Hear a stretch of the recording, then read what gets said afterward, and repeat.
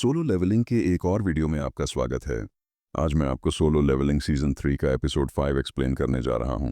तो ज़्यादा देर ना करते हुए चलिए शुरू करते हैं आज का वीडियो। एपिसोड की शुरुआत में हम यूरी को देखते हैं जो गेट को ब्लॉक करने जा रही होती है। तब उसे कुछ पत्रकार पूछते हैं, आप इस गेट को कैसे ब्लॉक करेंगी? यूरी जवाब देती है, मैं वही स्ट्रेटजी इस्तेमाल करूंगी जो हमेशा करती आई हूँ। मैं गेट के सामने एक बड़ा मैजिक सर्कल ड्रॉ करूंगी और उसके अंदर अपनी माना भर दूंगी और इसकी वजह से गेट के अंदर से कोई भी बाहर नहीं आ पाएगा। एक पत्रकार पूछता है, तो क्या आप अकेले ही एक एस रैंक गेट को ब्लॉक कर सकती हैं?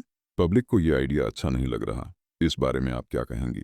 यूरी कहती है, मेरे लिए ऐसा एक बैरियर बनाना नामुमकिन है, लेकिन मेरा मैजिक सर्कल आसपास से माना लेकर बैरियर को और मजबूत करेगा। बेसिकली ये एक कार की तरह है। एक बार मैं बैरियर का काम शुरू कर दूं तो ये धीरे धीरे और ज्यादा माना को खींचकर एक मजबूत दीवार में बदल जाएगा। हम देखते हैं कि चेयरमैन और चीफ वू भी ये न्यूज़ देख रहे होते हैं। चेयरमैन चीफ वू से पूछते हैं, जिनवू अभी क्या कर रहा है? वो कहते हैं, जिनवू अभी सोल के एक गेट को रेड कर रहा है। आजिन गिल्ड ने इस सूची में मौजूद सभी गेट्स पर जाने की अनुमति मांगी है। चेयरमैन कहते हैं, सभी गेट्स पर?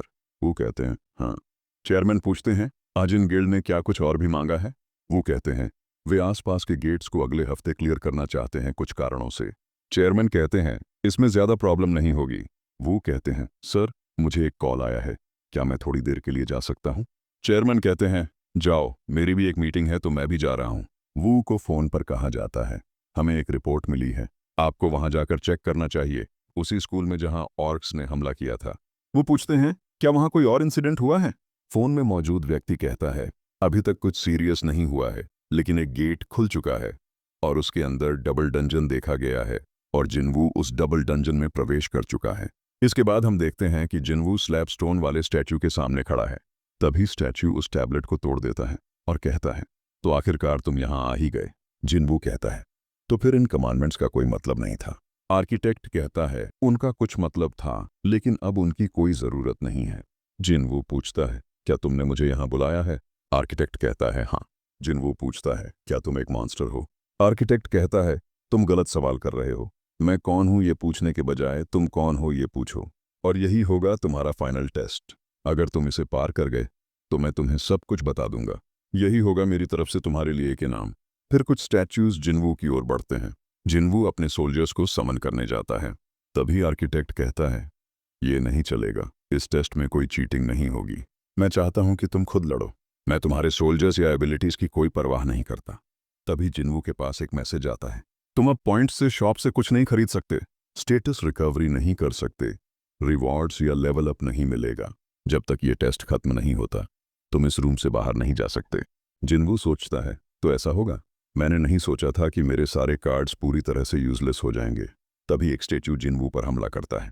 जिनवू सोचता है, वेल, मैं अब भी अपना इन्वेंट्री इस्तेमाल कर सकता हूँ, तो मैं अपनी स्ट्रेंथ से ही इन्हें हराऊंगा। फिर कई स्टैच्यूज एक साथ जिनवू पर हमला करते हैं और वे बहुत शक्तिशाली थे। वे जिनवू के साथ लगभग बराबरी की लड़ाई कर रहे थे। आर्किटेक्ट कहता है, तुमने इंसानी शरीर के साथ यहाँ तक का सफर तय किया, ये सच में काबिले तारीफ है। मैं तुम्हारी ग्रोथ देखकर वाकई में इम्प्रेस्ड हूँ। सच में बहुत इंप्रूवमेंट किया है, लेकिन इस टेस्ट के लिए ये सब कुछ नहीं है। फिर एक बड़ा स्टैच्यू जिनवू पर हमला करने जाता है। तभी आर्किटेक्ट कहता है, अब गॉड के प्रवेश का समय आ गया है। हम देखते हैं कि जापान के हंटर एसोसिएशन के चेयरमैन और कोरिया के हंटर एसोसिएशन के चेयरमैन के बीच मीटिंग चल रही होती है। मार्सुमोटो कहता है, हम आपको जेजू आइलैंड के सभी एसेंस स्टोन्स के राइट्स देंगे। चेयरमैन पूछते हैं, लेकिन क्यों? मार्सुमोटो कहता है, क्योंकि बदले में मैं संग जिनवू को हायर करना चाहता हूँ। चेयरमैन कहते हैं, आपको निराश करने के लिए मुझे खेद है, लेकिन वो हंटर एसोसिएशन से एफिलिएट नहीं है। मार्सुमोटो कहता है, मैं जानता हूँ, लेकिन आपकी हेल्प के बिना हम उससे कांटेक्ट नहीं कर पा रहे हैं। मैं ये नहीं कह रहा कि आप उसके पास मेरी सिफारिश करें, मैं बस चाहता हूं कि आप हमें उससे नेगोशिएट करने का एक चांस दें।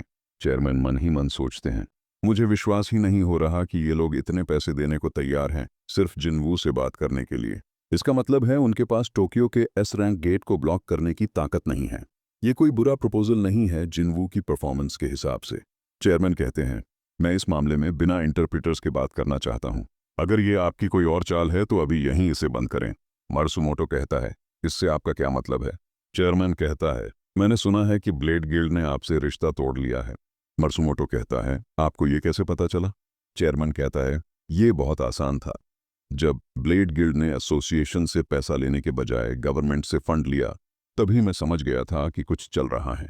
ब्लेड गिल्ड पहले जापान के हंटर्स एसोसिएशन की कॉल पर जवाब देने के लिए जाना जाता था, क्योंकि वहां था गोतो ryuji। अगर तुम चाहते तो सारे एस रैंक हंटर्स को एक साथ इकट्ठा कर सकते थे, लेकिन अब वो संभव नहीं है। लगता है पावर के कारण ब्लेड गिल्ड अलग हो गया और एसोसिएशन स्थिति को कंट्रोल नहीं कर पाया। क्या यही हुआ था? अगर तुम इस गेट को पूरी तरह से ब्लॉक नहीं कर पाए तो सारी गलती तुम्हारी होगी। हालांकि उसका उद्देश्य असत्य था, फिर भी गोटो ryuji एक ऐसा हंटर था जो जापान को रिप्रेजेंट करता था। उसकी मृत्यु ब्लेड गिल्ड के डाउनफॉल की शुरुआत थी। जापान के गिल्ड्स के बीच गलत तरीके से चल रहे संघर्ष और तुम्हारी चालाक धोखाधड़ी के कारण जो भी बलिदान देना पड़ा, सारी जिम्मेदारी तुम्हारे कंधों पर ही आएगी। फिर चेयरमैन मार्सुमोटो को एक कैमरा दिखाते हैं। मार्सुमोटो पूछता है, ये क्या है? चेयरमैन कहता है, ये तुम्हारे रिसीवर से कनेक्टेड था, ये गोटो की टीम का था। चेयरमैन गुस्से में कहते हैं, तुमने क्या सोचा मुझे ये पता नहीं चलेगा? अगर ये इन्फॉर्मेशन बाहर आ गई तो जापान को इसके परिणाम भुगतने पड़ेंगे। तुम्हें अपनी लालच भरी साजिश का नतीजा झेलना ही होगा। लेकिन मैं इतना निर्दयी नहीं हूं। मैं नहीं चाहता कि पूरे एशिया के लोग किसी मुसीबत में पड़ें तुम्हारी वजह से। फिर सीन शिफ्ट होता है जिन्वू की ओर, जो वहां स्टैच्यूज के साथ फाइट कर रहा होता है। जिन्वू एक स्टैच्यू की गर्दन काट देता है, लेकिन फिर बहुत सारी स्टैच्यूज उस पर अटैक करने लगती हैं। अब जिन्वू उनके अटैक को ब्लॉक नहीं कर पाता, इसलिए वो कमांडर टच एबिलिटी का यूज करता है। तभी एक बड़ी स्टैच्यू उस पर लेजर बीम से हमला करती है और जिन्वू अपनी टेलीकिनेसिस पावर का इस्तेमाल करके कुछ स्टैच्यूज को लेजर बीम के सामने ले जाकर उसे ब्लॉक कर देता है। फिर जिन्वू अपनी स्पीड बूस्ट करता है और स्टैच्यू को मारने जाता है, लेकिन वो फिर से लेजर बीम से अटैक करता है और जिन्वू अपनी टेलीकिनेसिस पावर से उस लेजर अटैक को दूसरी दिशा में मोड़ देता है। फिर जिन्वू अपनी डैगर से उस स्टैच्यू के चेहरे पर बार बार हमला करता है, लेकिन उस पर बस कुछ स्क्रैचेस आते हैं। ये देखकर जिन्वू गुस्से में आकर उस स्टैच्यू को हरा देता है। फिर कुछ और स्टैच्यूज जिन्वू पर अटैक करने आते हैं, लेकिन जिन्वू अपनी टेलीकिनेसिस पावर से उन्हें भी हरा देता है। ये देखकर आर्किटेक्ट ताली बजाते हुए कहता है, इम्प्रेसिव। जिन्वू कहता है, अब तुम अपना वादा पूरा करो। आर्किटेक्ट कहता है, टेस्ट अभी पूरा नहीं हुआ है। क्या तुम नहीं देख रहे कि मैं अभी भी यहाँ हूँ? मैं ही तुम्हारा फाइनल टेस्ट हूँ। तभी जिन्वू के पास एक मैसेज आता है, अगर तुम अपने एनिमी को 10 मिनट के अंदर हरा नहीं पाए तो तुम्हारा हार्ट बंद हो जाएगा। जिन्वू पूछता है, तुम कौन हो? आर्किटेक्ट कहता है, मैंने पहले ही कहा था ये गलत सवाल है, लेकिन ठीक है, मैं तुम्हें जवाब देता हूँ। मैं हूँ आर्किटेक्ट ऑफ द सिस्टम। अब बताओ, क्या तुम मेरे जवाब से खुश हो? हम देखते हैं कि चीफ वू कुछ हंटर्स के साथ आया है गेट में प्रवेश करने के लिए, लेकिन जब वू गेट में प्रवेश करने ही वाला चाइल, तभी वो एक बहुत ही भयानक ऑरा फील करता है और इसलिए वो गेट में प्रवेश न करके पूछता है, क्या पास में कोई मेजर गिल्ड है? एक व्यक्ति जवाब देता है, हाँ, चॉय जोंग इन और चाहे इन आने के लिए तैयार हो गए हैं। फिर सीन शिफ्ट होता है जिन्वू के पास, जो आर्किटेक्ट के सामने खड़ा है। तभी आर्किटेक्ट जिन्वू के पास आता है और उसे एक पंच मारता है और जिन्वू दूर जा गिरता है। फिर आर्किटेक्ट फिर से जिन्वू को पंच मारने आता है। इस बार जिन्वू पंच को डॉज कर लेता है, लेकिन आर्किटेक्ट लगातार जिन्वू पर पंच करता रहता है और जिन्वू भी पंचेस को डॉज करता रहता है। तभी एक पंच जिन्वू के चेहरे पर पड़ता है और फिर जिन्वू भी आर्किटेक्ट के चेहरे पर पलटकर पंच मारता है, जिससे आर्किटेक्ट थोड़ा दूर जाकर गिरता है। जिन्वू आर्किटेक्ट से पूछता है, तुमने सिस्टम क्यों बनाया और मुझे ही क्यों प्लेयर के रूप में चुना, और इस दुनिया में अभी क्या चल रहा है? आर्किटेक्ट जिन्वू पर हमला करते हुए कहता है, तुम जानना चाहते हो? क्या तुम सोचते हो कि अगर तुमने मुझे मार दिया तो तुम्हें सारे जवाब मिल जाएंगे? जिन्वू आर्किटेक्ट से थोड़ा दूर जाकर अपनी टेलीकिनेसिस पावर का इस्तेमाल करता है, लेकिन आर्किटेक्ट उसे ब्लॉक कर देता है। तब जिन्वू सोचता है, लॉन्ग डिस्टेंस अटैक उस पर काम नहीं कर रहा। आर्किटेक्ट कहता है, तुम मुझे मारो या न मारो, इससे कोई फर्क नहीं पड़ता, तुम्हारे जवाब पहले से ही तैयार हैं। फिर आर्किटेक्ट अपने सभी हाथों में वेपन्स लेकर कहता है, जब से मैंने सिस्टम बनाया तब से सब कुछ तैयार था। जिन्वू पूछता है, तुमने ये सब कैसे डिजाइन किया और मुझे इतनी पावर कैसे दी? आर्किटेक्ट कहता है, मैंने तुम्हें चूज नहीं किया, मैं तो इस आइडिया के ही खिलाफ था। मैं हूं आर्किटेक्ट और मॉडरेटर प्लेयर ब्रीडिंग सिस्टम का। मेरा डिजाइन है परफेक्ट। और जिन्वू देखता है कि उसके पास ज्यादा समय नहीं है। मैं बाकी समय में अपनी पूरी पावर इस्तेमाल करूंगा। आर्किटेक्ट अपने सभी वेपन्स से जिन्वू पर लगातार हमला करता है। उसी दौरान जिन्वू की सारी सेंसेस और तेज हो जाती हैं। अब जिन्वू आर्किटेक्ट की हर मूवमेंट को सेंस कर पा रहा है। इसे देखकर आर्किटेक्ट चौंक जाता है। फिर जिन्वू आर्किटेक्ट का एक हाथ काट देता है।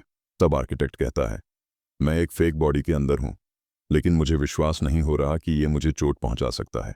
तो इसीलिए तुम्हें चुना गया था। फिर आर्किटेक्ट जिनवू पर और भी स्टैच्यूज से हमला करवाता है, लेकिन जिनवू अपनी टेलीकिनेसिस पावर से उन्हें भी हरा देता है। और फिर जिनवू अपनी स्पीड बढ़ाकर आर्किटेक्ट पर हमला करता है और उसके कई हाथ काट देता है। तभी एक शील्ड वाला स्टैच्यू जिनवू के सामने आता है, लेकिन जिनवू उसे भी मार देता है।